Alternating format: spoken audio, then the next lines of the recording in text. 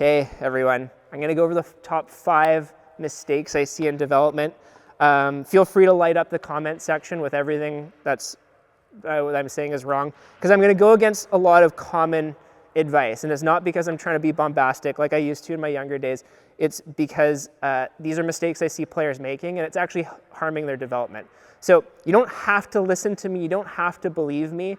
What I always encourage is that you test these things out for yourself, you observe what the best players in the world are doing, and then you triangulate what works for you and what feels right and what actually gets you the best results with what the top players are doing. And you have to figure that out for yourself. So I'll offer my perspective, and I hope it's helpful to you. I'm not trying to create internet outrage, but it might happen. Okay, the first one is leaning on your stick.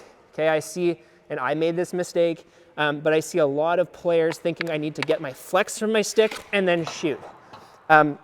The truth is that your stick will actually just flex by itself. If you wanna watch carefully here as I just shoot, I'm not gonna put any pressure on my stick.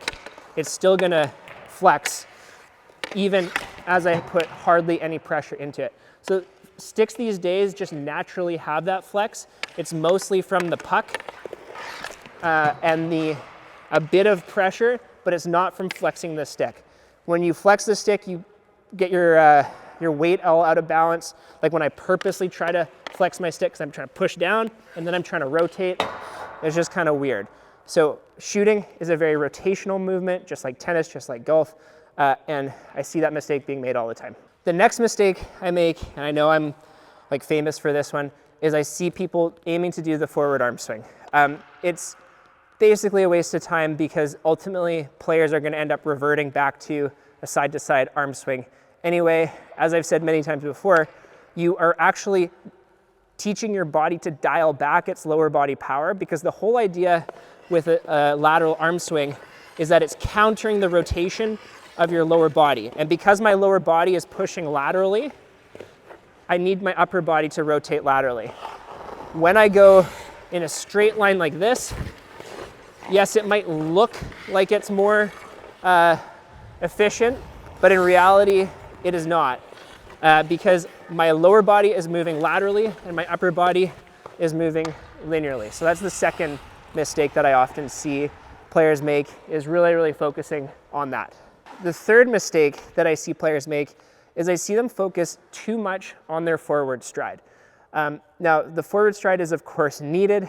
You need to be able to skate fast in a straight line, but what I often see is players spend inordinate amounts of time maybe on a skating treadmill or practicing just going up and down in a really straight way, when most of the game is actually all these other subtle mechanics. So things like edge drags, like dragging your edges, things like 10 and 2s, things like being on your outside edge and punching, things like being able to put together complex footwork, things like being able to use your edges really well. And of course, I know that those things are also developed, but I see players spend more time on the straight ahead stride than the other things, which are actually much more important. If you look at, say Crosby, he's not the fastest in a straight line, but he has all these mechanics that he can string together. That's why we built the downhill skating system, and that's why we put Train 2.0 together, because there's all these untaught mechanics that players and coaches are not spending enough time on.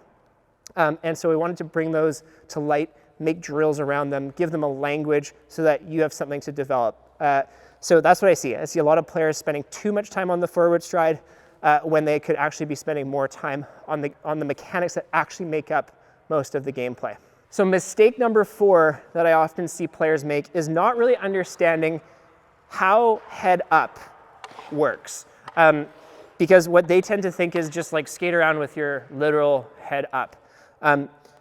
The way that head up actually works is through thinking through not necessarily where your head is positioned, but where your head and eyes are positioned. Your eyes actually can focus on different things, and when you have your head in the right position, you can actually make sure that your eyes are able to catch the environment. So a great example of that would be a lot of players don't ever put any focus into how they pick the pucks up. So they just go in and they just pick up a puck and then they just make a play.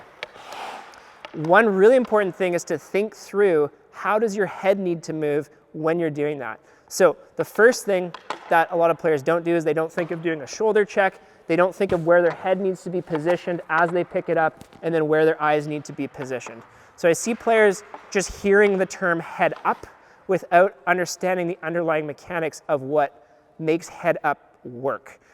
So that is something that we teach in Train 2.0, which is having your head in a position that it can pick things up and your eyes able to pick things up, not just a blanket piece of advice, which is keep your head up, which is good advice, but can have a bit more nuance to it. So my number 5 piece of advice that I see a lot of players missing with their development is thinking that it has to be all hard work and no fun, and it can't feel good.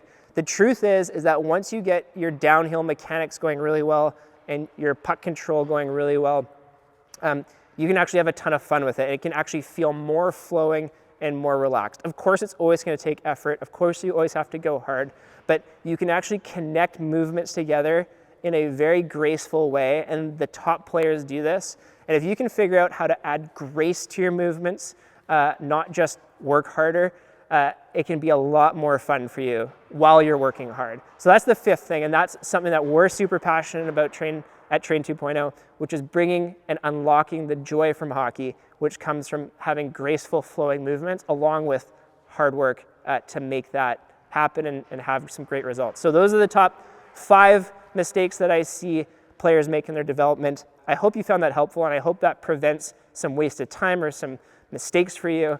Now, if you want to stop wasting time and you want to get the most bang for your buck with your hockey training, then come on down to Train 2.0, where we're going to actually show you how to make the most of your development, not make those mistakes, and unlock a whole new level to your game. So you can click the link to find out more, and I'd love to see you there. Thank you for watching this video, and we'll see you in the next one.